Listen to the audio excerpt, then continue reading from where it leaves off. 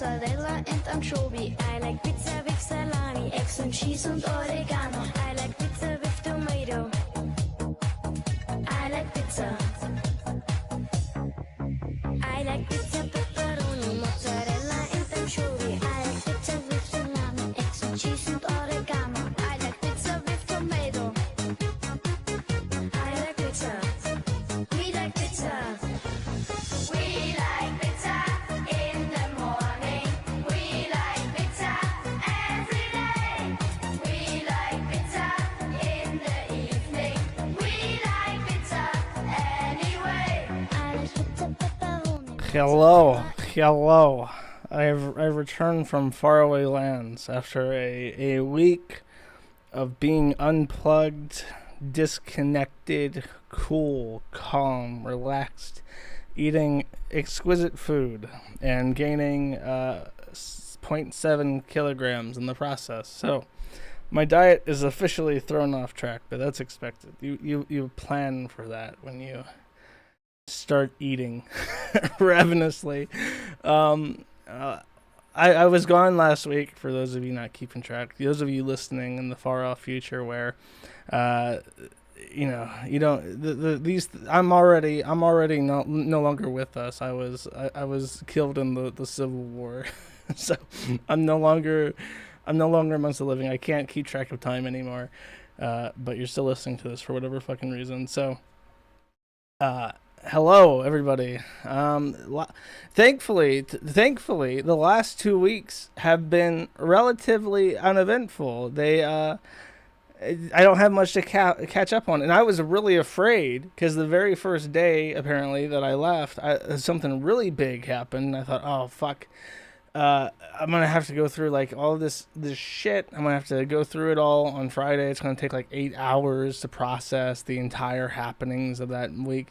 But no, after the Buse stuff came out, nothing else actually happened. So we're in good luck. This is somehow another filler episode where I just ramble on about a couple things that interest me, and everyone else can go fuck themselves, I guess. Chantal, I have Chantal on the list. Don't you worry, friends. Actually, oh fuck, I took pictures of my birds, and I did not put them in the in my Firefox, so I can't show you. Give me 1 second. I did not prepare for the stream adequately. I was watching stupid YouTube videos and relaxing. I mildly carrying my computer, well, not my computer bag, but my big bag. I have this Everski laptop bag that I bought literally years ago. I think when I first went to Australia. I bought this Everski laptop bag because it was the only thing that could conceivably carry my giant-ass Asus Republic of Gamers laptop, which was massive. And I've carried it to every single country and every place I've ever been to, and it's really big. And I must have carried it wrong or didn't adjust it correctly, so I have like a lower back sprain. So I've just been relaxing, feeling like a schlub. But here are my birds. Let me show you this. The pickles are still in the fridge. I was going to eat a Subway sandwich this week, but decided against it. So instead, I offer you birds. There we go. Kind of a low-res picture. They're very, very afraid of me. So if I walk out there on the balcony, they will literally cower in fear because I am like this giant monster, this looming threat that sits and gawks at them like a hungry bear. And of course they can't fly yet, so they're terrified. But as you can see, they're pretty much all grown up, and I see them flying onto the balcony. So they're flying to different elevations on the balcony, but they're not quite ready to fly yet. But it's kind of weird. They have like this weird Donald Trump hair. That's the only thing that's left from their fuzzy yellow days. It's a little comb over that they got on top. Eggstein, the small one, is so small though. He's the slenderest pigeon I've ever seen. So I'm really anxious that he'll learn to fly soon and start feeding himself, because Chantal is much bigger than him.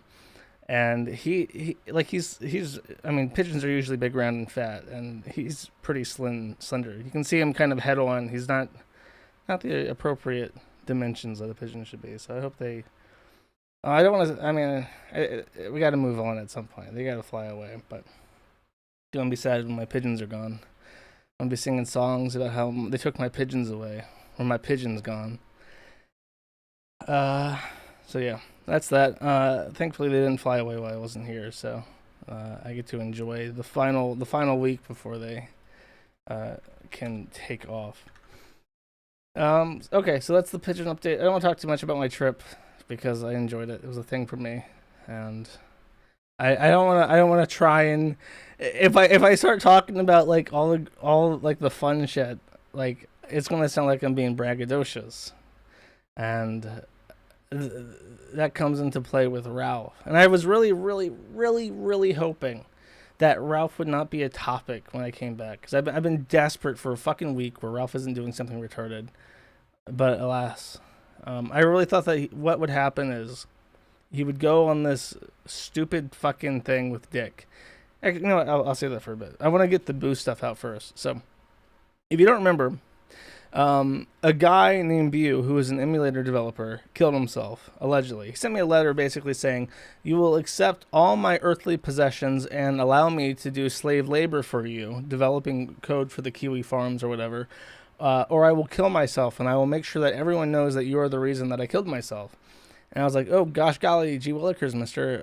Let me think on that, because that sounds like legally dubious gray area. And before I could... I'll tell you what, I don't think I even mentioned this on stream. Correct me if I'm wrong. But I said, give me a day to think this over. I have to talk to my attorney anyways. So I did. I sent an email to my attorney. I have like 3 right now. But I sent an email to Hardin, who... I don't know if it's Hardin or Hardin. But he's the guy that's representing me against Melinda Scott in Virginia. And I like him the most out of all my attorneys. He is very thoughtful and very... what's the word? He's always like ahead of things. You know, he's never like he's very... it's like progressive or aggressive, but... different. He's not reactionary. He handles things like on time and without being asked and without any issues. So, Scortus. I mean, Scortus. I don't think Scortus likes me very much, but his law firm is fine. Proactive. Yes, Harding is very proactive, and he seems to actually sympathize with my plight, whereas the other attorneys are mostly like, you know, representing me as a matter of an obligation in terms of legal issues in the U.S. Anyways, my point is, I sent him a letter and I said, "What do you think about this?" And he said, you know, I don't want to paraphrase him, but he basically said I wouldn't worry about it too much because you're not really doing anything illegal by having a forum thread like this on him. As far as I can see, anyways. So I said I was going to reply the next day after thinking on it. I really thought, reading his letters, that he just was like this lonely guy who was like, oh, I'm going to troon out and go to Japan and be a weeaboo, and everyone's going to love me because I'm going to develop this awesome program, and I'll have friends because I'm developing this program, and I'll have friends because I'm in Japan living out my anime dreams, and I'm still not happy. I'm living in Japan and I made this thing and people still don't like me because I'm like a weird diaper for, you know, cub artist or whatever the fuck. Not artist, but consumer of cub type material. I'll become non-binary. I'm they them now. Am I hip and popular and trendy and cool? And that's also not working. I guess I'm going to kill myself because of a forum thread.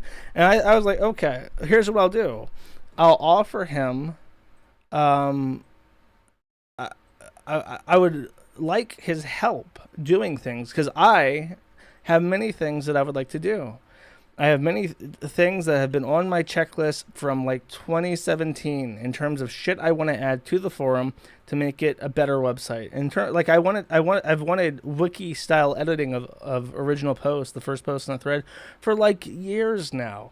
But it's such an undertaking that I would need help to really commit to that. So I was going to come back to him and said, like, look, dude, I think you just need like people to work with. And if you want to work with me on my shit, then I don't know, maybe we can make money and sell add-ons on the Zenforo market and stuff, and it'll pick you up. That was literally going to be a counter offer I give to him, but then I wake up in the morning and he's already said, "Oh, you're taking too long. I'm going to kill myself. Goodbye. And don't post any of our emails because if you do, it'll make you look bad. Bye-bye. I'm dead." And then that was it. That was the end of the correspondence I had with him. It's like, oh, okay, what a fucking asshole. I'm glad I don't have to work with you. So the only verification that has ever come out comes from two sources. A guy named Wayne Beckett, who is an emulator developer.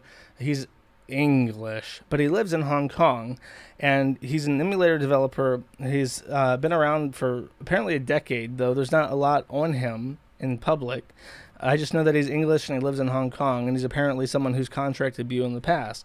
And then this guy, who is his boss, posts this picture. My fucking dead gay fucking site. I'll talk about the DDoS shit too. I'm gonna put the note for that. Okay, so he posts this urn, and ABC Today literally told me that, or USA Today literally told me that this picture was reasonable enough evidence that Bew is dead because his boss had this urn. And I want to tell you guys, I like to talk about China. I don't know if you guys know this, but I love China, right? So I'm gonna give you guys a fast and quick and hard little China tip right now in terms of Hong Kong. So you see this island? I got this pulled up already. This is Hong Kong, and it's a really big city, right? And it takes up this island that used to be a part of the British Empire, right? So then we go, what's this? What's this north of Hong Kong? Well, this is, of course, China. And what's in China right here? It's a city called Shenzhen. Shenzhen is the biggest warehouse in the entire fucking world. This entire city is one gigantic Walmart that you can buy anything you want to. Like, if we look out at just the highways built around Shenzhen, it is so intricate with these massive highways connecting literally, like, I think like 100 million people live around in this province, around in Guangdong, around Shenzhen. So it's a massive area, and you can buy anything that you want there. Anything. I bet you could take $500 and not only find this exact urn in Shenzhen, you could find real human remains to put in your fucking urn in Shenzhen. I'm pretty sure and then you would still have enough money to pay the border guard to let you back into Hong Kong, right? It's a big ass fucking city, and it's one of the major exports where all made in China stuff flows through out to the world. So this guy in Hong Kong obtaining a urn with this cheap ass fucking print on the front. It looks like a crock pot, like a Betty Crocker crock pot, cooking a chicken up in there with some letters on it. And Shenzhen, it wouldn't even take you a day. You could find a ceramics place that could make this for you in like a couple hours, and then you could go find like a science depot that sells Uyghur remains for down the street, and you could put the two together, and then you would have your proof that Bew is dead for USA Today, right? So the other one is Hector Martin, who just literally put out a statement saying, "I have received an anonymous note from a credible source." So that credible source could just be Wayne Beckett again, but more likely it's Bew himself that wrote this note and say Hector Martin published this. And the entire note's just like, Kiwi Farms did it. It's so terrible and horrible. Wouldn't it be great if the fucking site was deleted from the internet forever, right? And then some Spurg realized, hey, the state, I don't know why he knows this, but the State Department puts out a list every 6 months of listing how many Americans have died overseas and when they died. And it's like, okay, well, we'll wait for this list to come out then, right? So it comes out, and not a single fucking person that is an American citizen, according to the State Department, died in the month that Bew allegedly killed himself in. Not a single fucking person died in June in the entire country of Japan that was a U.S. citizen, according to the United States State Department. And if you don't think that the Japanese Department of State is going to relay the fact that an American citizen hanged himself in Japan to the State Department of the United States, like the same fucking day, you're out of your mind, because they are like freakazoids when it comes to like paperwork. And I'll tell you a story. This is how astute the Japanese are about paperwork. When I was traveling with Frederick, who, if you don't know, is seriously disabled and needs a wheelchair, and he is so disabled he cannot push his wheelchair. Like, you think of like Joe Swanson from Family Guy pushing his wheelchair around, big strong upper body. No, Frederick can't do that. He's got 2 chicken wings that break if he hits it. Literally, if he rolls over a very steep bump in his wheelchair, he will break bones in his body. Cannot roll a wheelchair. Needs an electric wheelchair. While he's in the Philippines, he buys a electric wheelchair, but because it's made in the Philippines, it's very cheap. But he doesn't check if it's air safe, because the United Nations, the UN coordinator for aviation has very specific rules about batteries, because if they decompress in a low pressure environment, they can explode, and that causes a problem. So you don't want big batteries in the airplane. You have to have small batteries.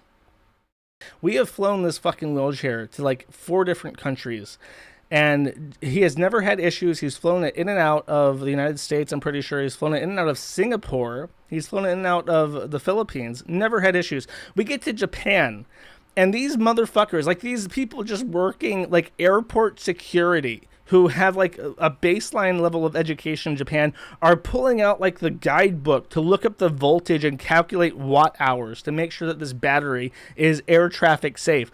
And literally after an hour of being detained and arguing and flat out lying, because I calculated the watt hours and it was completely illegal to bring that fucking battery into an airplane, they let us through. They just say, fuck it, let this cripple in with his battery. Who gives a shit?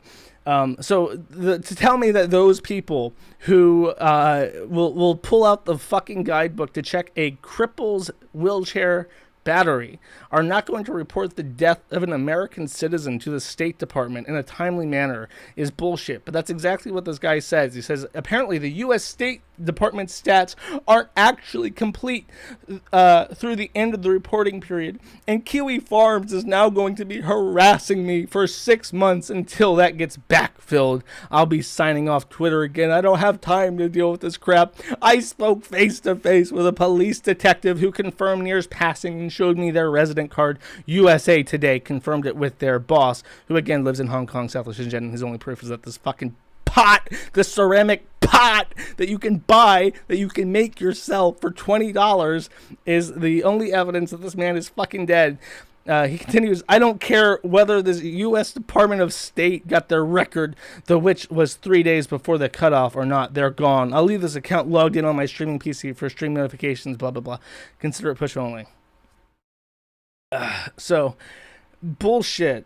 Like, just bullshit. Like, you don't think my fucking government can... My government does one thing right. It counts bodies. The United States government cannot be trusted to do anything else right except count those fucking bodies. They might call them, Vietnamese, Viet Cong insurgents when they're just peasant children, but they'll count those fucking bodies perfectly to the decimal, sir.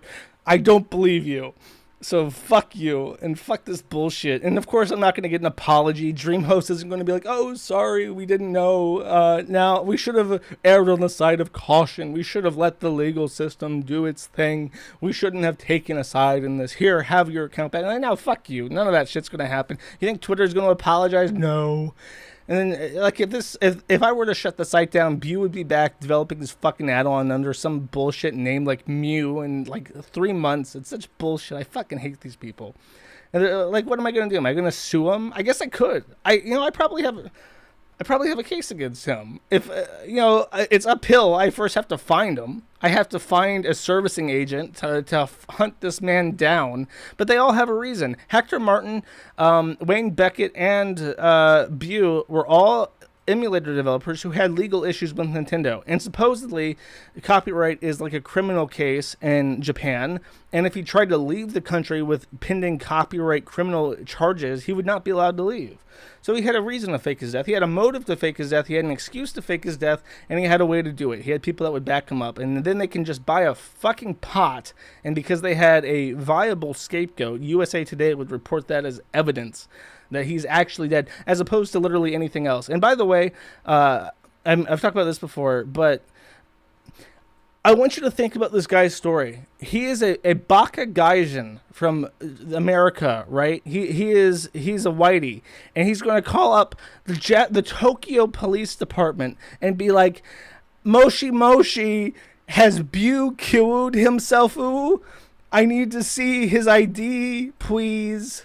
Kiwi Farm's bad, killed himself. And then the other guy would be like, oh yeah, of course, here you go, random person with no blood or marriage relationship to the deceased whatsoever. Here's his resident card. He is in fact very dead. Click, hangs up the phone. Fuck you. Bullshit. And the fact that people buy this, they don't even buy it. Nobody ever believes any of this shit. They just say, "Oh, it's the Kiwi Farms. It's so bad. Blah blah blah. I feel really terrible. He can't keep getting away with it." And then they move on to the next outrage, and it's utter fucking bullshit. And meanwhile, I really don't even know.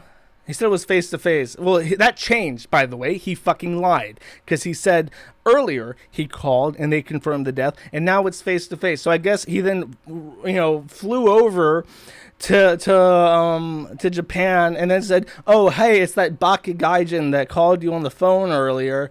Ikadakimasu, I want to see his residency card." And then the same guy is just like, "Oh, sure, here you go." And then he can't take a picture of it. There's no certificate of death that he can take a picture of. Can't get an affidavit from the fucking guy saying, "Hello, I'm, Chief Inspector Hiroshima Nagasaki, and I testify under penalty of perjury that this nigga fucking dead." Can't get that either. That's fucking... No, that's too hard. But he definitely got that phone call, and he definitely flew over there, and he definitely met him face to face, and fuck you, Kiwi Farms. Look at the pot. Look at the pot. If the pot fits, you must acquit. That's the rule. Fuck you. Okay. Oh yeah, and then Buu in his email said, "I sent scans of my IDs to all my friends so that after I commit seppuku, they'll release it and that'll be my proof." Never fucking happened. Where's his passport scan? Are you protecting his documents? Are you afraid of getting arrested for identity fraud because of a dead man's last wish to prove that he's fucking dead? Fuck you. So frustrating. It's like such a blatant scam. I'm only happy that more shit didn't come of it. I really thought this was going to be it for things like our DDoS protection. And granted, we lost our upstream network filtering, and I guess I'll just explain the DDoS shit happening today. Or not even today, but the last 3 months. It started with Buu. Immediately after Buu, the site went down. And then after the Ajanka stuff, the site got hit like twice. I could see from my diagnostics that the site was getting attacked in multiple different ways. So I don't know if it was one guy with a booter, set to multiple settings. I don't know what the fuck the situation was with that, but it got harder and harder. And basically, I'm going to have to close 1776 hosting to the public. We've had an uptime for client services of about 20% the last 3 months because I've just had to shut off our network in order to keep anything up at all. So that's a huge fucking mess.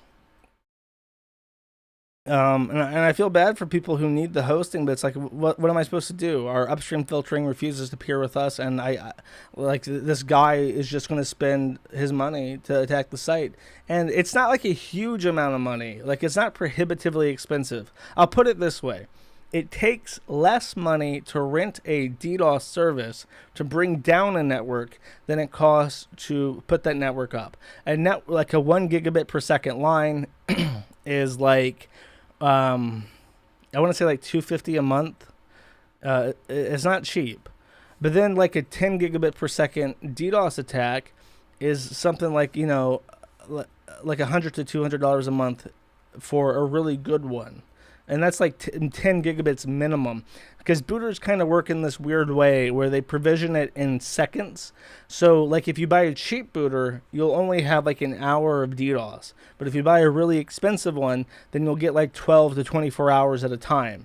So I think the guy that's doing this one has rented a booter that has about like in between, so probably about $100 a month and downtime, probably between 1 and 10 gigabits per second. And every 8 hours, he just clicks the button to restart the DDoS, and that's it. And he's just been spending his, his money every month to continue doing this, just to waste my fucking time and patience.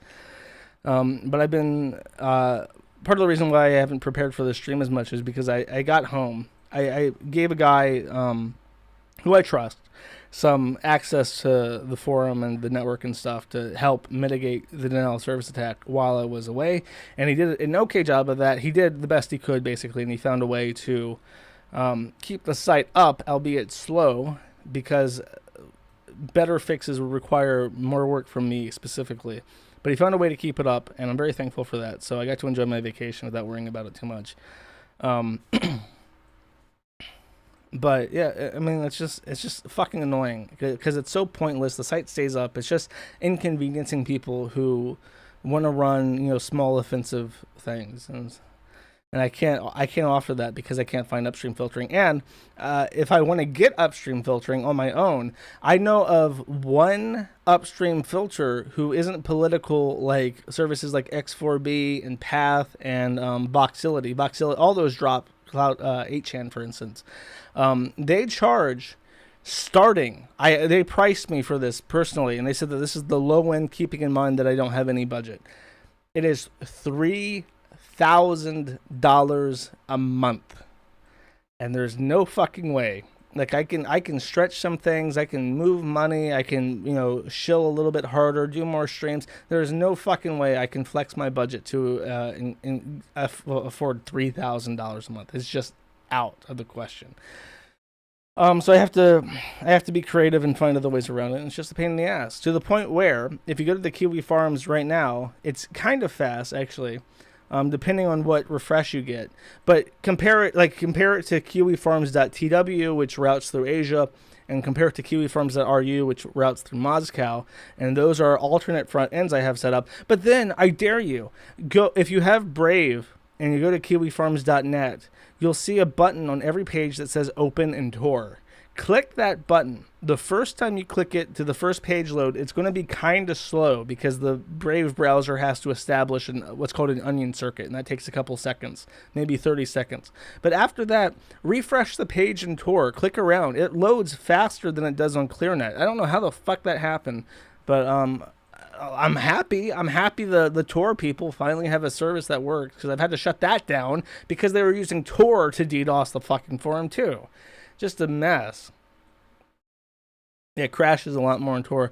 That should be fixed. Like I've been working on this ever since I got back, so all that shit should be fixed. The site should be pretty fast, pretty stable. You shouldn't be getting that many errors, and Tor should work just fine. Just crazy, man. And it's for what? To annoy me. I get these threatening emails from this guy who says like, "Oh, I'm not aligned with anyone. I'm just playing with you because I'm developing my own DDoS tools, man. And I'm just like fucking with you because it's like a challenge, man." And it's like, no, I don't believe that for a second, because number one, I see the behaviors of someone who is renting a booter, specifically that 8-hour recycle, because he has rented something. He's paying in Bitcoin, $100 a month to get access to something where he can press a button every 8 hours to start an attack. And I see it for what it is, because at night, after midnight EU time, it's off until about 10 in the morning my time. So I know he's letting it cycle to the end of the day, and then it turns off automatically, and then he restarts it the next day. It's just so annoying. Anyways, so that's that. Let me get some water.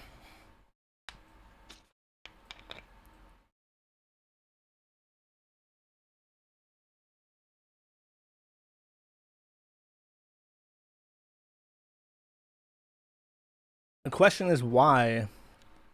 Because they don't like something. They don't like something on the forum. That's why. either makes fun of them or makes fun of somebody they like, or they consider it problematic for a reason, ABC 123, whatever the fuck. Everyone has a reason. It's been off and on for a while. It's just extremely irritating.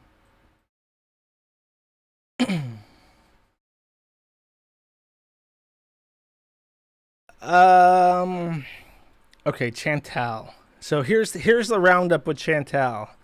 You ready? It's gonna be kind of brief. There's a little bit of funny in it, but basically, if you don't know, Chantal, who is very fat, has been dating a Arab man for a very long time now. Like off and on. It's obviously like a toxic relationship where they have no business being together, but she doesn't want to be alone and he wants to have sex with her.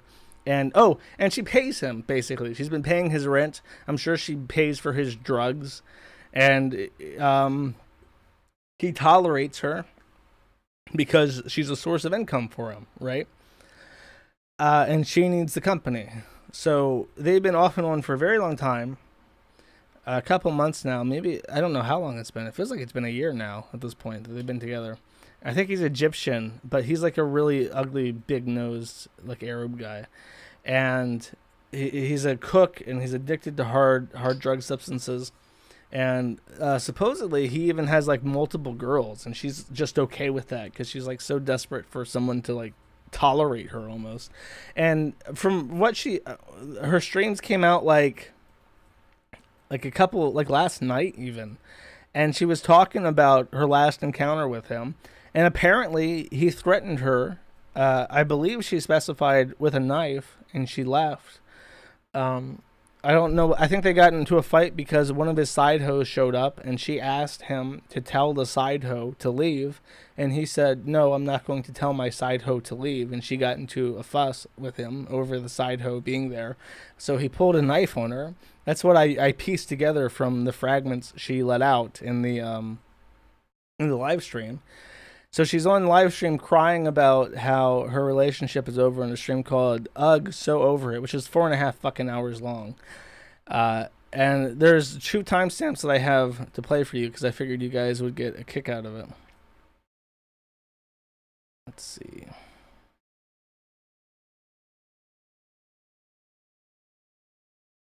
Give me a sec.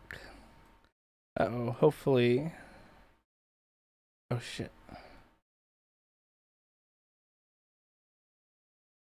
Ha. I know I have to be aware. Dandy, would you ever go on a date with the owner of the Kiwi Farms, Josh Moon?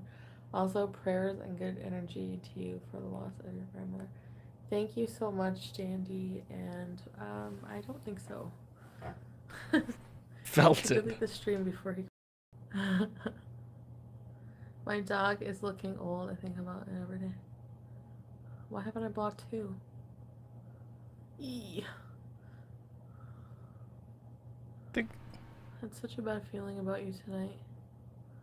Thanks, SJM. Did I already miss it? Is my timestamp wrong? I think so. I can see the super chats on the right hand side still. Where is it? I think it's my dog is.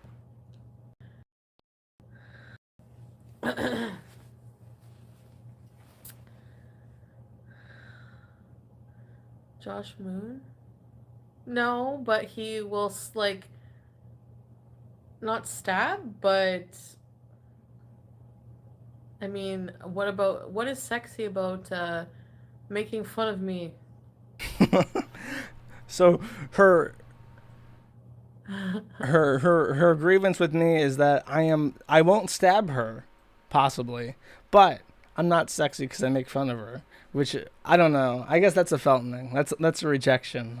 So all you people who have been shipping us for months, it's officially dead. I've been rejected as not being sexy enough because I make fun of her. Though apparently the other way is around. If I did threaten to stab her and I didn't make fun of her while doing it, then that would be sexy. That would be okay, as long as I was Arab or something. The only other thing I can think of regarding the stream, besides what I told you, is that someone in her chat while she's complaining about Nadir, the guy who threatened to stab her. He says something like, the toll was paid. And she said, yeah, the toll was paid. And you can just tell she has no fucking idea what that what that person was saying. And it made me laugh out loud when I heard that. Keep your head up, King. I try. It gets harder every day.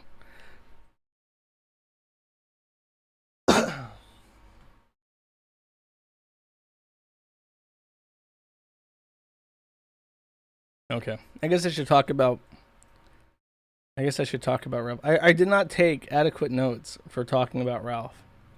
I'm just gonna wing it. When I think about stuff, I'm gonna pull it up so I can show you what I mean.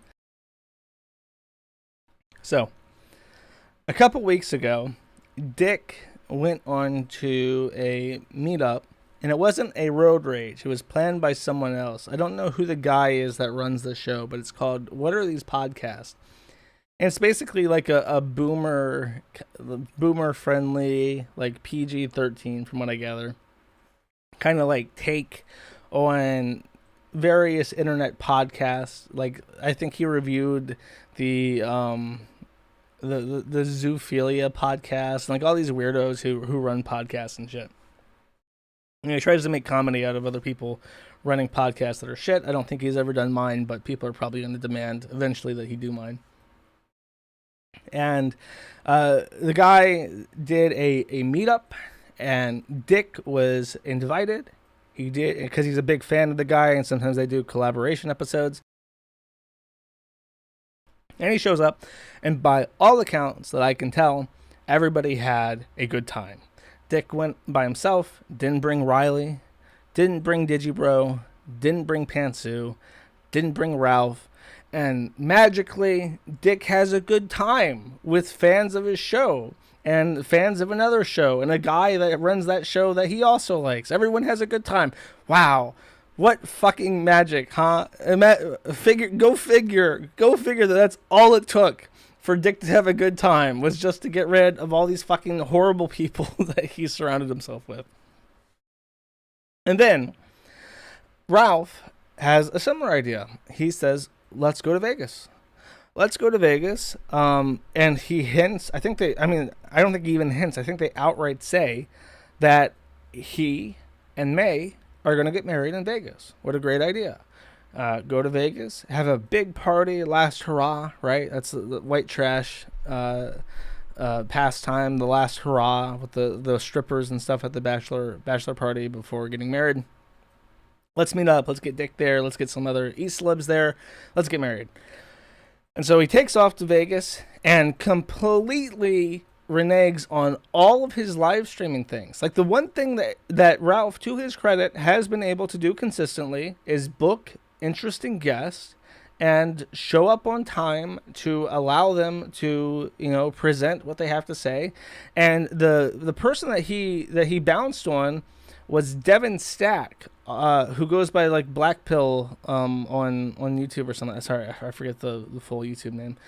I'm pretty sure, yeah. But he's done some great videos. I've actually featured one of his videos in an article I wrote, because he highlights very well how the whatever conspiracy, whatever name you want to give a global conspiracy, he outlines very well how those people benefit from a group of people with no unified culture, with no like race history, like you don't know what country you come from, what your people are, mixed race, genetically indeterminate mutts who have no religion and who are queer. They don't make families. They don't have ties to families. They don't have history. They don't have religious history. They have nothing. All they do is vote in a broken system and buy shit. And they don't think. They don't plan. They're literally too low IQ to understand how badly they're being fucked.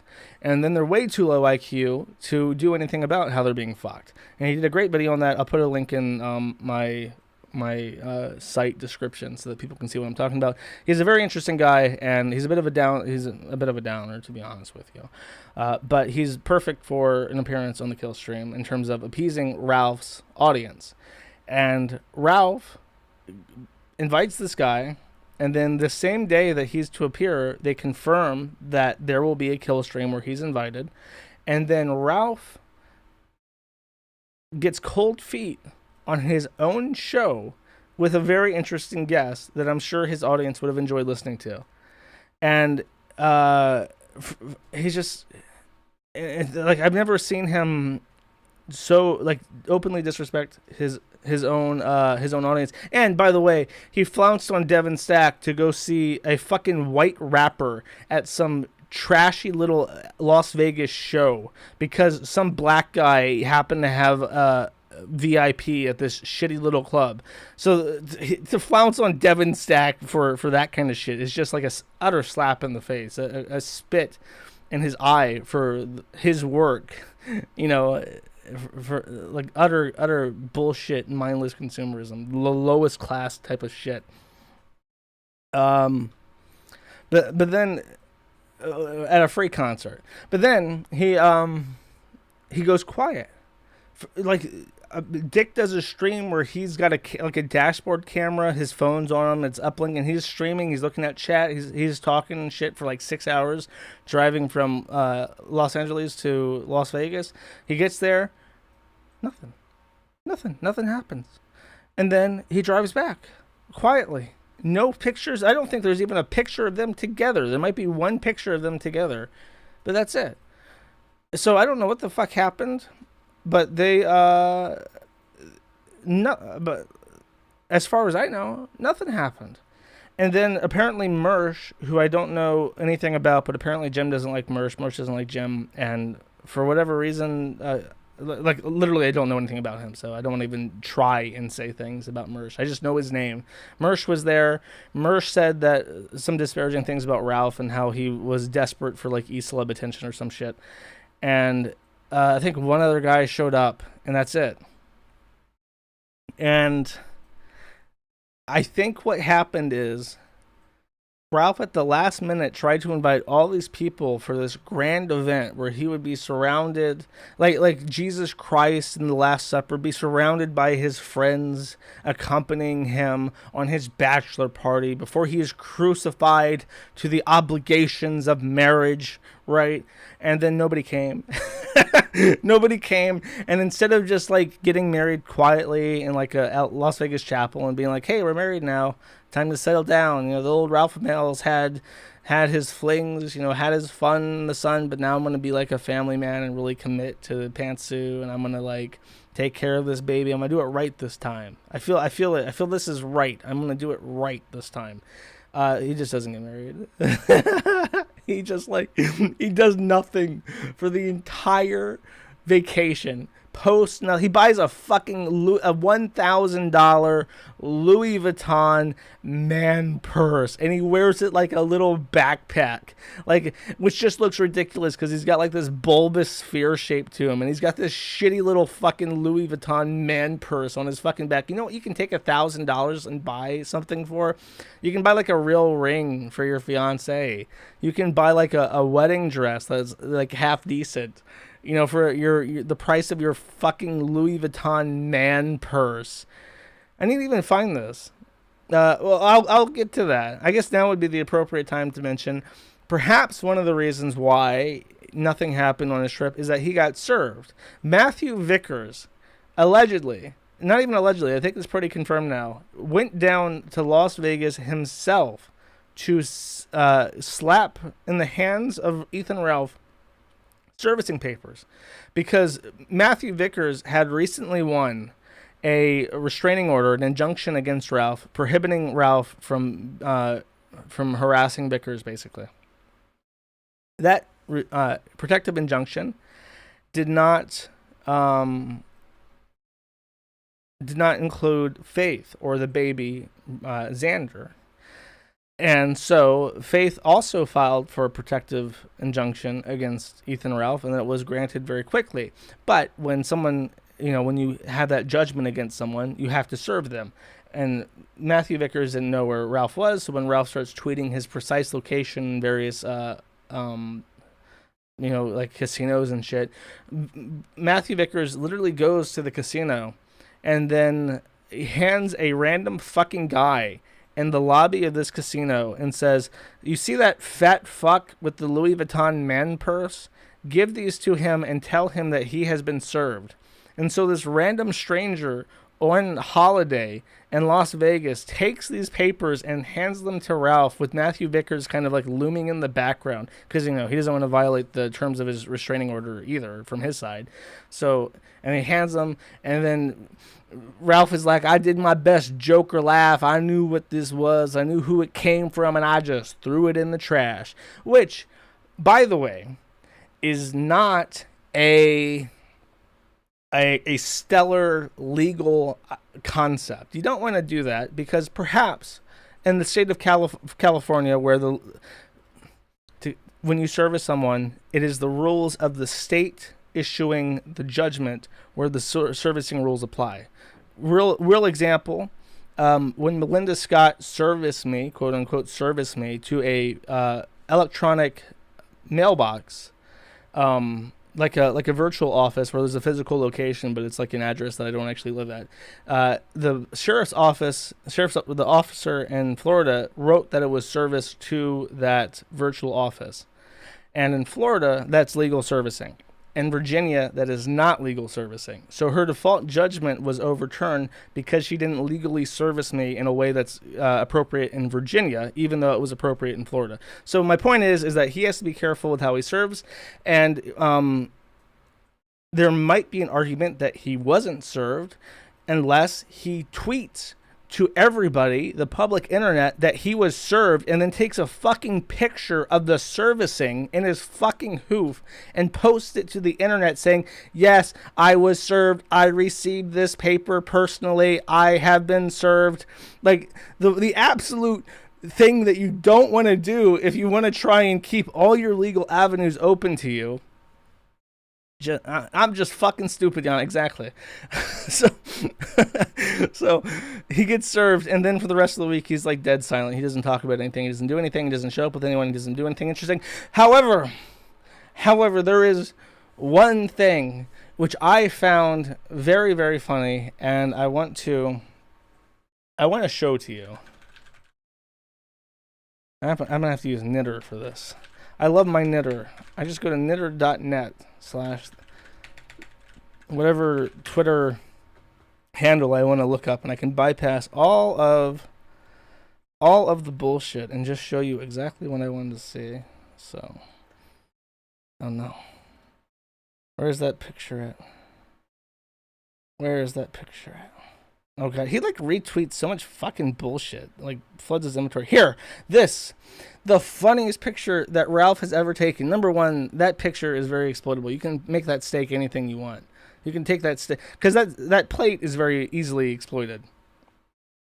So I want to know, and don't you fucking dare, if you know the answer, don't you fucking dare say a word in chat. Chat, I want you to tell me how much you think he paid for that steak. Put a number in chat. We're doing Price is Right rules. And don't, if you know it from the thread, don't you fucking dare spoil it for people. Price is Right rules. How much did he pay for that steak? Go for it. Here, wait. Can I put the music up? Do I have time for this?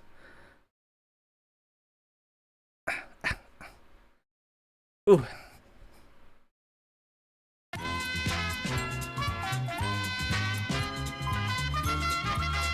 Oh my god, chat. Okay, I'm looking. $30. No, not $30 for that steak. $100, too high, too high. Jadalkin says 85, too high. 200, nope, too high. 85, too high. 50 is the closest. $90, too high. 62.70, that's our new closest. Jacob says 79, new closest. Joplin says 80, new closest. Is someone gonna get closer than that? 89's too high. Oh, I think Joppel's got it. I don't think we're gonna beat $79. Okay, I'm calling it for Joppel. He guessed $79, didn't go over. The real price of this hunk of beef on a platter is $84. $84 for plain beef on a plain white plate. No garnish, no sauce, no fucking sides, not a goddamn thing on it. And all you people, 85, Price is Right rules. That's too high. You're $1 off. Get fucked. $84. And he takes a picture of this like he's fucking proud. He's eating at the Frank Sinatra namesake restaurant in Las Vegas. And it looks, I mean, when I saw this picture, I legit thought he was at, if you go to Vegas, they usually, like if you go to a casino, there's usually a buffet. And the buffet usually has like a world of selection. You got Chinese food, you got Italian food, you got Greek food, you got steakhouse, you got everything that you could ever want in one place, heaped up on a buffet. And it's usually okay food. And what happens is you sit at the casino, you pluck your dollars into the slot machine, you pull the handle, and grandma does this for 6 hours when she's enjoying her vacation. And then the little lady in her bunny outfit comes over and says, "Oh, you've been playing for so long. How would you like a free meal on the casino?" And of course, grandma goes, "Oh, I would love that." And then she gets comped the buffet, and her and grandpa go to the buffet, and grandpa gets that big steak. He goes up to the man at the buffet with his plastic plate. He holds it down and says, "I want that big old steak right there." And the steak man takes a big fork and pokes it into the steak and plops it on the plate. And grandpa goes and sits by his wife, and the wife is like, "Oh, you can't eat all that red meat. You'll get colon cancer again." And he'll be like, "Shut up, woman. I hate my wife." And then they'll eat. And that's I literally thought he was sitting at a buffet table with a fucking steakhouse cut of big ass fucking plain beef on his plate. And he got comped it at like the floor of a casino. But no, he went to the fucking biggest tourist trap on the strip and paid $84 for plain beef on a plain white plate. And he had Pantsu take a picture of this to put it on Twitter because he thought people would be jealous of this. Motherfucker, I went to some, I'm not trying to one up, I'm just saying, I went to some very nice places. I had some very nice food. I never paid for my meal more than $84. And that is with meals that had wine, including very fancy wine with like region controls and shit like that. And it's like, enjoyable, high quality food that's not 84 fucking dollars, because that's a scam, basically. The idiots say, "Oh, the Frank Sinatra place, I hear that's really high, that's highly rated. I'm gonna sit down and get an $84 piece of plain beef on a plain white plate," and then they're happy with it because they don't know any better. And it's really I don't know. I found great amusement. I'm not trying to be like a food snob or anything, but it's just how happy he is to have that that plain beef, to be grazing on that plain beef on that plain white plate on a gaudy orange cushion in the biggest tourist trap in the world. And he's acting like everyone should be jealous of him. Really sums up Ralph. My Josh flex, yeah. I'm just saying, if you have the money to spend on big ass fucking $84 steaks like that aren't even like they don't have the grill lines or anything. Like, you can go to a real restaurant and eat proper food, really good food that you'll remember. You take your fiance, who you bought a real ring for. You take her to a fancy place right before your wedding, right? Because you're getting married in Vegas, and you have a nice fine dining, and you invite Dick Masterson. You're maybe not for like the special time alone, but you invite him out to eat, and all your friends who of course came to visit you. You invite Gator. You say, "Gator, don't you worry. We're going to a Michelin star restaurant. We're going to eat Wagyu beef, and you're going to eat for free because you are my mensch. I appreciate you. I appreciate your endless work to make my podcast possible every day, twice a day. And this one's on me, buddy." And you sit down and you all have a good time, and you don't fucking post it to Twitter because nobody gives a shit. It's just a thing for you and your friends, and nobody has to care. Can't do that. So he eats his plain cut of beef on a plain white plate all by himself, except for Pantsu, who is brain damaged.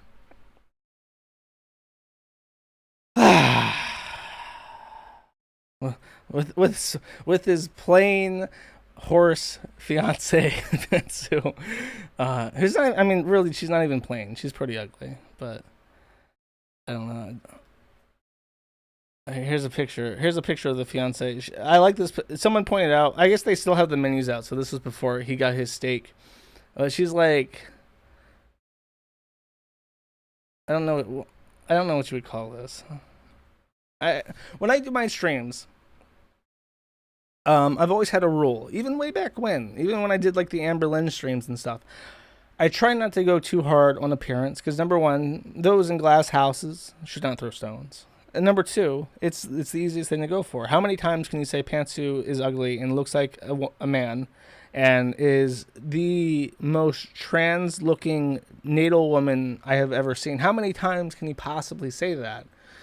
But really, with Pantsu, it can't be overstated how much like Digibro she looks, and how like you show any person this picture and say what gender is on the birth certificate, they're immediately going to say man. They're going to, like, you might probably 80% of people will say man right off the bat, because it even has, Pantsu even has like the male hairline. She has like the like how Dick's haircut is, hairline is like receding a little bit. Like she has that kind of male hairline for someone in their 40s, and it's, I don't know. Which would you rather have, the steak or the horse? Smash it in chat. Which? A lovely date with Pantsu or the $84 cut of plain beef?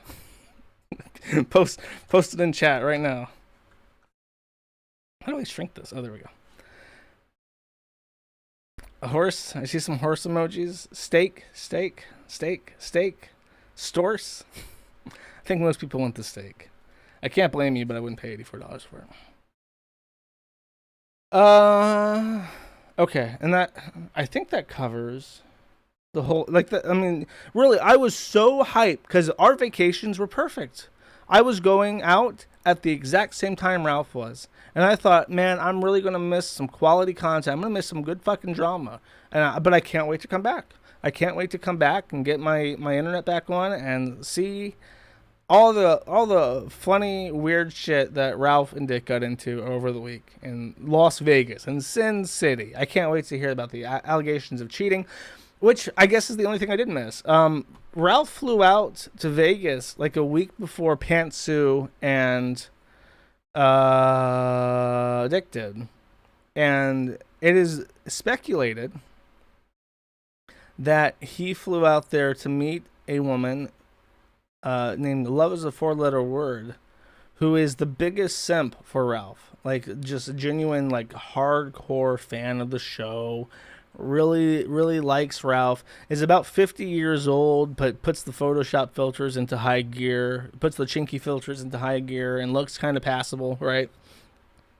And she tells people, I cover this already. I do. I remember this. Because I remember this point that I was talking about the hack of Secure Server and how Ralph was trying to play off that the leaked information meant nothing. But then a Plate Gang called up this woman, and she confirmed that she was flying out to Vegas the same exact day that Ralph was.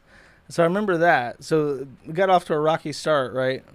Like immediately, because obviously, like, it's and she changed her avatar to look like his avatar, which is like a reference to something I don't fucking know. But very obvious they were meeting each other and they're probably gonna fuck, because Ralph has a history of meeting fans and fucking them. Has done it like 3 fucking times at this point. Like, come on, I'm not even good. Normally I would give people the benefit of a doubt. I'm not going to assume that kind of shit about everyone, even if it is funny. But Ralph, there's no reason to give him, like, that's obviously what he did. He flew out there to fuck her. And then had a week alone in Vegas, one of the only places where open prostitution with brothels and everything is legal. And then Pantsu flies out for the wedding, of course. That's his last hurrah. He's going to bang the fan, bang some hoes, and then get married. Well, again, surrounded by friends who didn't come. Really.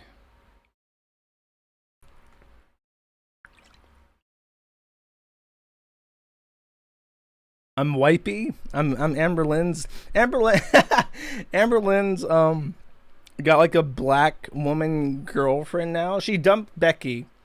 I'm not even gonna try. If you have no fucking idea what I'm talking about, I'm not even gonna try to explain it to you. Amberlynn's like this fat, roly-poly lesbian who is dating a woman who's like psychologically stuck in the 90s forever. Everything that she does is like 90s oriented. Oh, and then Becky dumped her, not the other way around. And Amberlynn got super butthurt about this, and immediately, like within like 48 hours, hooked up with this woman that she just starts calling wifey, and who has been lovingly nicknamed Wipey by the fan zone, because it is alleged, and I mean pretty fucking obvious, because there's no way that woman can reach her own ass. It has been alleged that Amberlynn pays her girlfriends to wipe her ass when she poos because she is 600 fucking pounds and cannot reach her own asshole, and there's no way that that woman does not have people help her wipe her ass. So Wipey is black, and then Wipey comes over to their house, and she says something, like she starts talking about like having a poly relationship. So she immediately wants to cuck Amberlynn and start having like this open relationship. And open relationships, if you don't know, if for whatever reason you're like someone from Portland who has never heard this show before and is listening for the first time thinking like, wow, this guy's a dickhead. If you don't know, open relationships are just permission to cheat. So what happens is one person, in this case Wipey, says, Amberlynn, you are fat and I would not have sex with you. I want an open relationship. To which Amberlynn, afraid of being alone and unable to wipe herself, is forced to concede that Wipey is allowed to have an open relationship. So then Wipey goes out and has sex with all the guys and women or whatever the fuck that she wants. And Amberlynn is stuck home alone. And then, as always happens in open relationships, the person who did not propose the open relationship then eventually gets bored of the open relationship and being alone in it, and tries to have their cut of it by exploring other relationships themselves. And then that causes the first person who initiated the open relationship to become insanely jealous, even though it was their fucking idea, and then the relationship terminates because of whatever reason. This happens every single time. Every single fucking open relationship on Earth has gone exactly like this. Person A says, let's have an open relationship. Person A has lots and lots of sex. And then person B later tries to have an open relationship themselves. And person A gets very jealous and breaks the relationship. Every single one ends the exact same way. So I can't wait to see Amberlynn Reid get cucked by a black woman, and I really hope that happens, because Amberlynn is someone who you never want to see good things happen to. You like Chantal like shows vulnerability and is like a genuine person. She's obnoxious. She's very hard to tolerate. But I do believe that she is, for the most part, a very genuine person, as opposed to Amberlynn, who everything about her is a facade. You never see Amberlynn from angles that she does not like very carefully set up. She shows no weaknesses ever, unless they're like to score pity points, and she's just the most insufferable bitch. So I'm giving all my energy to Wipey to completely and totally humiliate Amberlynn in ways that I can't even at current imagine, because I would love to talk about that in the future. Okay.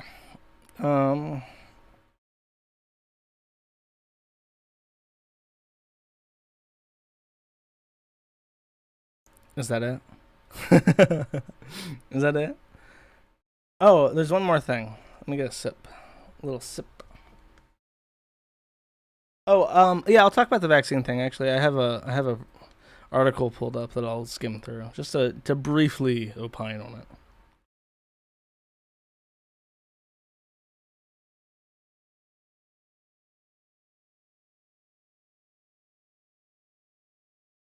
So, oh, actually, I did not touch on the Melinda Scott stuff at all. Melinda Scott's sixth lawsuit against me has been rejected with prejudice, meaning that she can't bring it up again. And she immediately went to the Court of Appeals to say that it shouldn't have been thrown out. And that leaves me in a awkward position. I have three options, basically. Option A, I can ignore it. Tactic wait and see Just hope that the court recognizes the obviously frivolous nature of the lawsuit and doesn't require me to respond. Option B is to fight it, which is probably a lot of money to do. I'm going to have to pay attorney's fees for that. And it's more money because it's appellate court.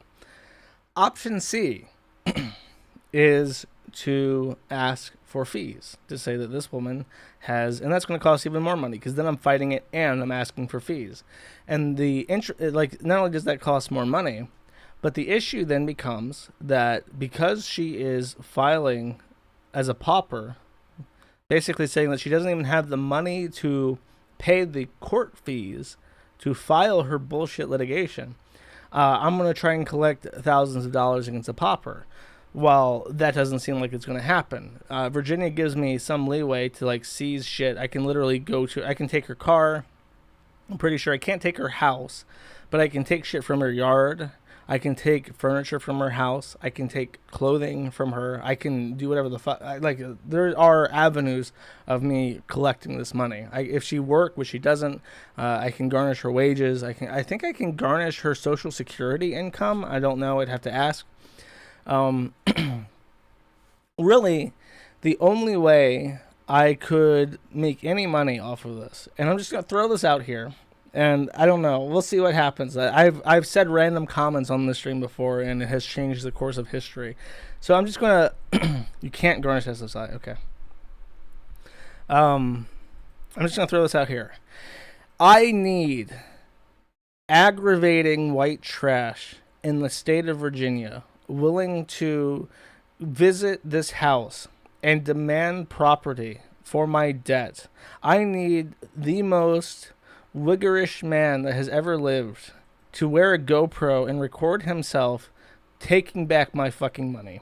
Legally, of course, because he would have my authority as my debt collector to visit that house and take that money on my behalf. Take the car, take whatever kids' toys are in the yard, basically put an aggressive lien on her so that she can't file any more bullshit litigation and waste my fucking time. I need someone who is taller than 5'1" and who can really handle himself in a physical confrontation to get my motherfucking money. If I were to pursue this option, of course. I don't know who that could be. But that's the only way I could ever imagine this actually being worth it. Because as my thought is, if she's currently being harassed by white trash incarnate, she cannot sue me anymore because she's busy. She's too busy doing other shit. She's too busy being called at random hours of the day and being visited with a strange man with a GoPro and a Louis Vuitton purse to adequately trouble me with her bullshit. And I might, who knows, I might get a debt for $10,000, and I'll just say, look, dude, every dollar that you get from her, 50-50. You get the footage, you can stream the footage, you can do whatever you want with the footage, as long as I can also, do what I want with the footage. We'll both own the footage of you collecting this debt, and you'll get 50 cents of every dollar that I get in terms of collected income. I think that's fair. That could be fun. Who knows? I'm just throwing this idea out here to see where the winds of destiny take me, so to speak. Ice Poseidon. Fuck it. Why not? Ice Poseidon needs money, right?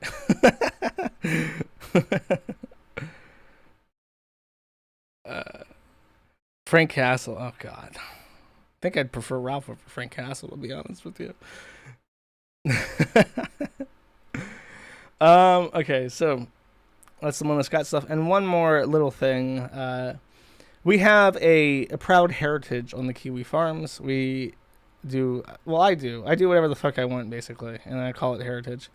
One of the things that I've done in the past is when I get a nice letter from someone wanting their forum thread down, and I'm kind of indecisive about it. I don't do courtesy removals that very often. It's happened like a couple times in all 8 years that the site's been up.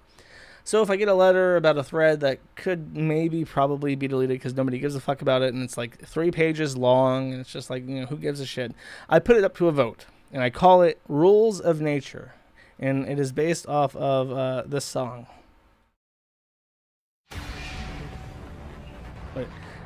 Oh God, how long is the wind up? Here, this is it.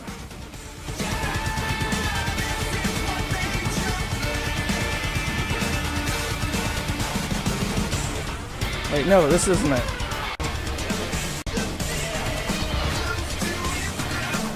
Where is it? Say the thing, goddammit.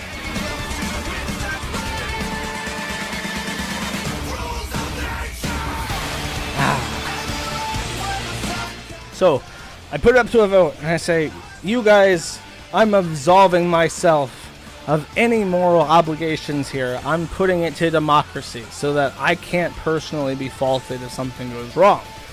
And that has been the way that we've handled that. And usually what happens is I delete the thread, I soft delete it so it can still be uncovered later in the future, and I move it to a board, and that's on like a subforum of the Take That Down board, and that's where it stays, usually forever. I don't think I've ever undeleted a thread because of a request like this. So I get an email, of course over my vacation, but it gets sent to me a second time after I come home. And it reads like this. Courtesy request. To whom it may concern, we have been retained by Isabella Yanka in connection with the article published on your website at the following URL. It says following URL, and then it says 1, 2, 3, 4, 5, 6, 7, 8, 9, 10, 11, 12, 13, 14, 15, 16, 17. It links like 20 pages of a over 1,000 page thread on an entire board that's now like hundreds of thousands of posts long at this point already. And it continues. While we support free speech rights, our client does have some concerns about the content contained at this URL. Our client believes, and this seems like a template now that I think about it. Our client believes that there are additional facts and or context of which you may be unaware that would change the nature of the story or result in potential inaccuracies. Furthermore, our client would like to make you aware of ongoing negative impacts on themselves as a result of the above URL and the ease with which it is discoverable via simple internet search engines. Lowercase I internet. We are happy to provide details related to the above. However, due to the sensitive nature of some information, including health issues, etc., we are only able to do so if you agree to keep any information disclosed strictly off the record. Please be advised that this letter does not constitute a notice of intent to take legal action. We have advised our client of the difficult nature of bringing such actions and that it is not in their best interest to attempt to do so. Furthermore, though the undersigned is an attorney, we have been engaged as negotiators and facilitators. Our client simply wishes to put this incident behind them and move on with their lives. While it is important that information be archived, surely one must not be punished in perpetuity. It is no secret that the internet and technology have made it increasingly difficult for anyone to put even the smallest of mistakes behind them and move on. Therefore, we would like to request that the article in question be removed from your website. Alternatively, we are open to compromise arrangements such as de-indexing the article or perhaps removing our client's name from the article. Thank you for your time and consideration of this request. Please feel free to contact us at any time regarding this matter. Email is the preferred method of communication. Please respond to this email chain sent to you by blah, blah, blah. Please reference our client's name. Sincerely, John Lambert at Lambert Worldwide. So, I mean, I realize that that's just a bullshit template, right? But I love how it says, like, our client simply wishes to put this little incident behind them and move on with their lives. Must they be punished in perpetuity? Ooh. And it's like, okay, so the little itty bitty incident of them systematically boiling alive 8 hamsters, them coercing a retarded man to rape his mother so that she could later extort him and blackmail him into committing suicide. The little itsy bitsy incident of killing a pupperino. Just simple mistakes that anyone could make. Surely you must be sympathetic to the plight of this person. And it's like, no. I think I even replied, like, you know, it's nice that you have decided to take like a kind, soft approach to this email instead of just hard raging and threatening lawsuits for bullshit. But the way that the template is written indicates that this person believes that like 10 years ago, like for instance, Sammy Classic Sonic fan, right? Was a little kid, like a young teenager, just going through puberty, spurging about Sonic and shit on the fucking internet, becomes a meme, and it's like, oh, well, it sucks that he's like now a part of internet culture. For the shit he did as a kid, right? Obviously, like an unmedicated, unsupervised ADHD child of a single mother, really sucks for him. You just feel bad for him. Sammy Classic Sonic fan never boiled an animal alive. Never talked about molesting a young girl. Like, I'm pretty sure that there are chat logs of her openly bragging about, because she's a lesbian, that she like sexually abused like a younger person. I'm putting words in my own mouth. That's just what I was told, right? So no, I don't feel I don't feel bad for her.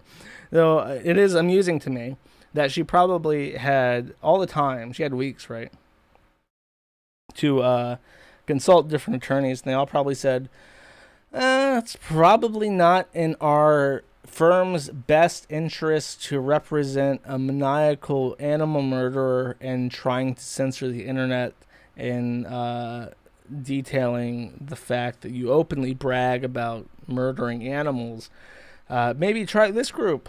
They'll take anyone. And then they get to this person who's just like, yeah, not feeling too keen about taking this website to court over detailing the facts that you openly admit to molesting children.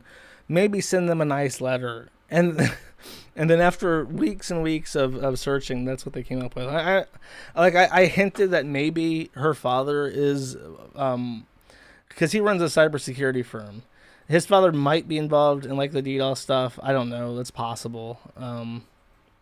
It's literally impossible to say who is or is not responsible for whatever. But that's more effective than fucking litigation at this point. Yeah, I definitely would go for costs with him. Fucking Louie. Anyways, yeah, he's like former intelligence.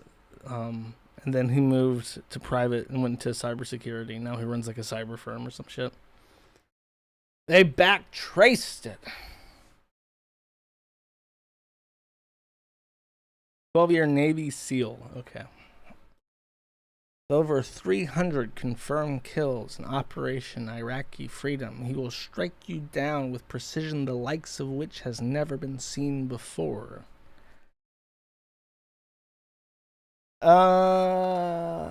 Yeah, you're fucking dead, kiddo. Okay, I think that's it. Did I miss anything? Oh, I promised I would talk about my boy Joe.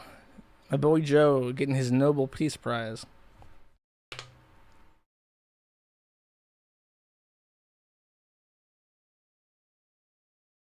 The Reddit Janny stuff kind of ties into this. I think that... Oh, what it is that the ultra consumers are like... Consumers, the soy boys, are like, what do you mean there's a subreddit called No New Normal? And I think if you go to No New Normal, you have to like sign in. It's like quarantines. Like this subreddit says things that we don't like, guys. We have to lock it behind a paywall. You have to sign in. You have to give us your social security number to see this content. It's really dangerous. But, you know, we believe in freedom of speech, so you have access to it if you really want to, I guess. And then the Jannies are like, oh no, this thing is still allowed to exist in this vastly inferior gimped way. And they doubt the validity of this random... I call it the retard juice. That's my name for that. You wanna have your life back, Goyam? You gotta fucking take a double shot of this retard juice, you motherfucker. And then you talk to people like, oh, you get your fucking retard juice, retard. You got the double dose. You got the triple dose of that retard juice, don't you? So the Jannies on Reddit are mad that this No New Normal subreddit exists. They do the thing where it's like, if you ever post in No New Normal, you get automatically banned from like half of Reddit because their auto mods immediately like detect that you've posted on this and automatically ban you as soon as you do. Really just crazy. And they're trying to force Spez to delete this board outright because retard juice good, I guess. Never question it. How do we get to this point where people are just like, never question authority? I remember like Carlin was on like Comedy Central when I was a teenager. I remember like these people, their entire shtick was to question authority. That was like the national zeitgeist. Was never like, we had conspiracy theories about UFOs and faking the moon landing and chemtrails and all this shit. People always indulge this conspiracy that the CIA was doing seedy shit, because they were. The CIA was like performing live experiments on Canadians, and they developed abstract art to combat Soviet realism by making everyone retarded and gay. Like and they tried to frame Martin Luther King Jr. as like a sex pest or some shit so that it would hurt the Black rights movement. Like they've been against everybody at some point in time, and we have conspiracy. Oh, and JFK being shot in the head for promoting silver-based currency. We have all these conspiracy theories, and they're all well-grounded because our government is pure fucking evil. And then we have an entire generation of people who never trust the government. And then we get to Gen Z, or whatever the fuck you want to call these people, and they're like, what do you mean that Dr. Fauci would be incorrect? That's inconceivable. I demand that you be banned from the internet post-haste. Like, fuck you. What the fuck is wrong with you people? So now, Biden, Papa Biden, Joe Biden, my man, my boy, the blue dog, Bow Wow, who deserves a Nobel Peace Prize for keeping us out of Afghanistan, says over 100 million Americans will need a vaccine passport to go to work. This is a bit of a hyperbole. This is by Reclaim the Net. Reclaim the Net's like one of the only newsletters I'm on these days. They're a bit hyperbolic, but they have a good pulse on scary black pill shit, so I stay subscribed to him. But basically, he says here, we've been patient, but our patience is wearing thin in regards to people not being vaccinated. So he says that he's pushing through the Department of Labor, that if you are a company and you hire more than 100 people or contractors, you have to make sure that everyone gets either a COVID vaccine, a double dose of the retard juice, or they have to be tested for the virus every week.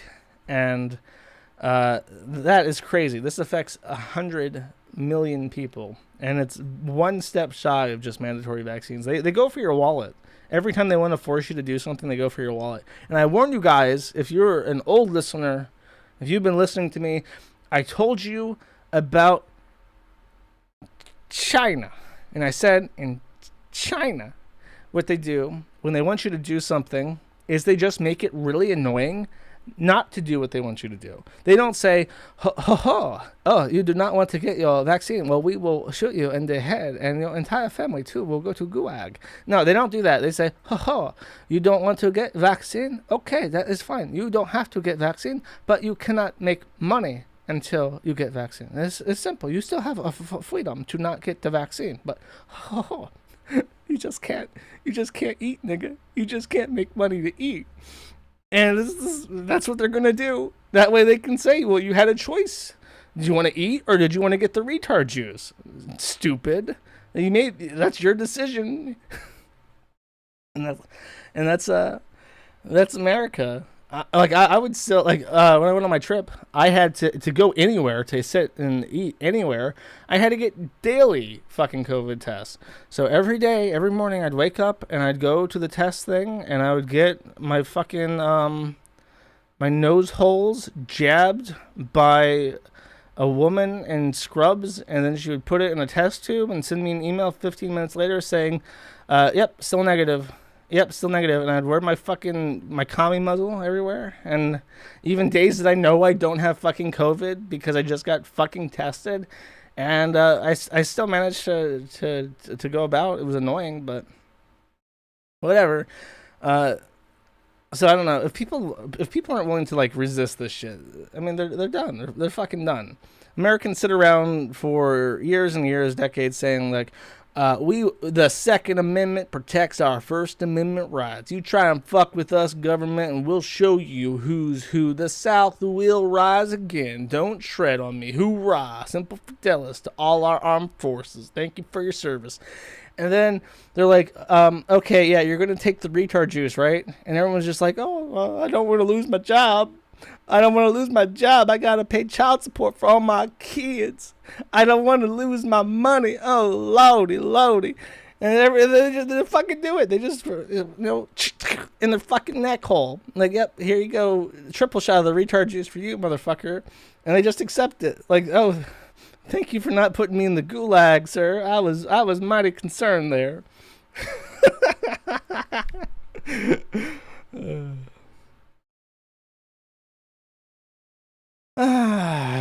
Oh well, that's my hot take on the vaccine stuff. Is that this is stupid. It also, I mean, it seems unenforceable. Because I mean, really, just don't. What are they going to put 100 million people in fucking jail? No, just tell them to eat shit. Do it. I fucking dare you. Break the law. I'm advocating for civil disobedience. If you're one of these people who doesn't have the retard juice and suddenly needs to take the retard juice, tell them to go fuck themselves. Apparently, the fee is all going to be on the company, not you. They're not fining you. It's the corporate's duty to make sure that you get the retard juice or the test. Just say go fuck yourself, and then they can either eat the $14,000 fee, or they just won't report it, or who knows? Who knows what happens if you say, no, I'm not going to get the retard juice. Go fuck yourself. What are they going to do, fire you? They're going to fire everybody? They're going to get rid of a third of the workforce in the United States? Good luck with that. Who are you going to do? Are you going to import the entire third world, all of India, to replace the workforce shortage in the United States when everybody gets fired? Are you going to prop up bread lines for all the people who can't work because they don't have the retard juice in them? No, try it. Try it. I fucking dare you. See what happens. Just for fun. We'll see what happens. That's their implant. They can't. They literally can't. They do not have the logistical means to take 100 million Indians and Africans and put them in the United States and train them for specialized positions in a time frame that would enable them to replace 100 million jobs fast enough to prevent a total and complete economic collapse that would put the Great Depression to shame. I fucking dare you. Just say, no, I'm not going to get the retard juice. You can fire me if you want. Suck my asshole. And guess what? I don't know how this works. I don't know if they, usually to get Social Security income, unemployment income, you have to be fired, right? Well, if they're taking the fees and they have to fire you for disobedience, then you're fired. So therefore, you get to collect unemployment as opposed to quitting. Tell them no. See what happens. Just see what happens. I dare you. You got to do something. You got to do something besides just sit there and be like, oh, I'm sorry. I'll do whatever you want. How many of these shots I need to take? 8. I'll do it. Here, have my guns. I'm sorry that I even bought the thing. I should have been buying bonds to support my government. Fuck that.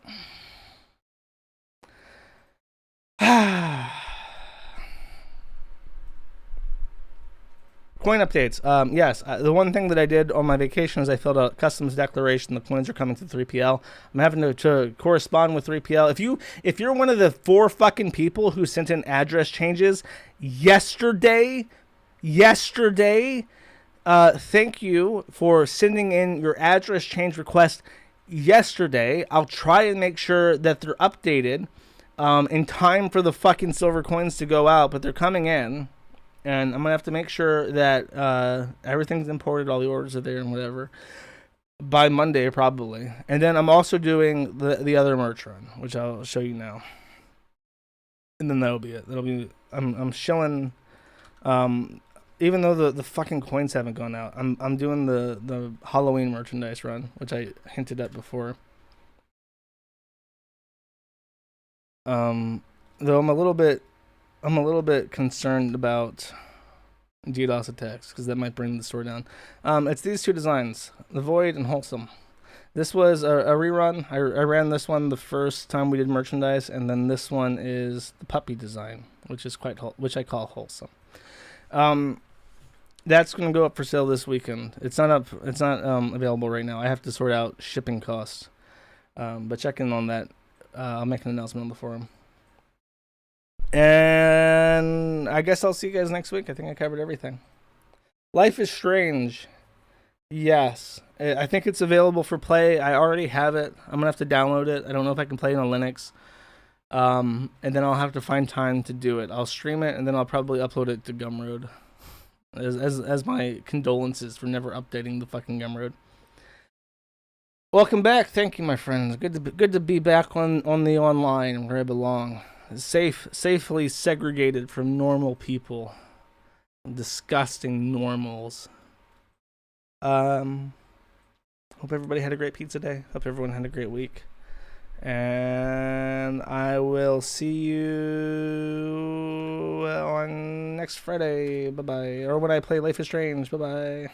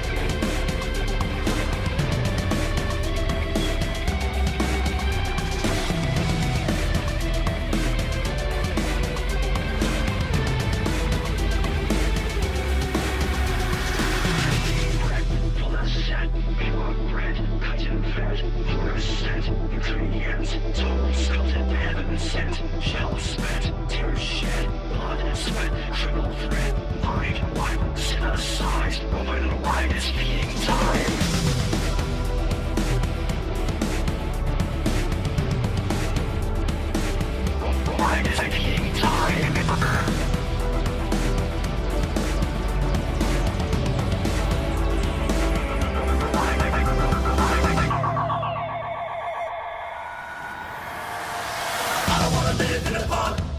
I don't wanna eat any any bugs. I don't wanna drink that shit. That will never wear your chip. I don't wanna live in a pod. I don't wanna eat any bugs. I don't wanna drink that shit. That will never be yo. I don't wanna live in a pod. I don't wanna eat any bugs. I don't wanna drink that shit. That will never wear your chip.